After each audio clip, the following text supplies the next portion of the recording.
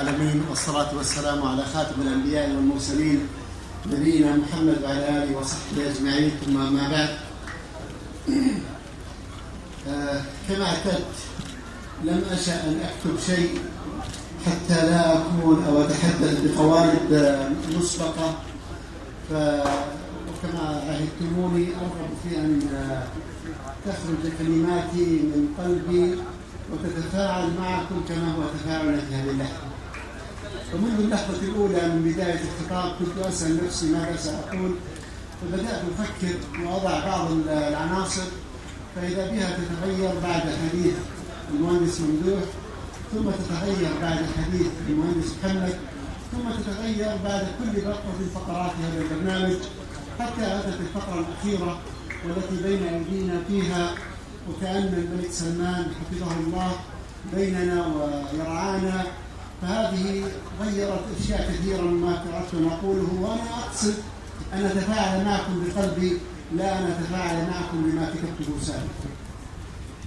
تذكرت حديثا له حينما قابلناه مقدمين له جائزة أفضل محطة تحلية في العالم وهي رأس الخير، وجائزة أفضل منظمة تحلية في العالم. قال كلمة بعد أن جلس معنا قرابة 22 دقيقة، وكان مخصص لنا أن نجلس معه ما يقارب 3 إلى 4 دقائق فقط نسلم الجائزة، لكنه لأهمية الموضوع جلس معنا قرابة 22 دقيقة. في نهاية اللقاء أخذ عصاه حفظه الله وقال لنا كلمة لعله لم يكن كاتبها، ولكنها كانت تفاعل من التفاعلات التي أتت في حديثنا معه حفظه الله. مسح بعصاه وأشار بالأرض قائلا: كلنا من تراب، ويشير لنفسه ويشير لنا، وسنعود إلى التراب، وخيرنا من يقدم لهذا التراب، ويقصد فيه هذا الوطن.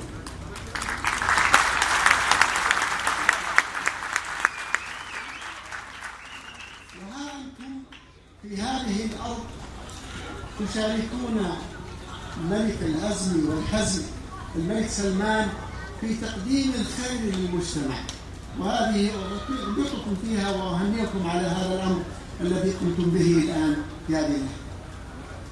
في العام المنصرم كان هناك حراك كبير في داخل المؤسسة لعلنا نحدد هوية واتجاه وبوصلة ماذا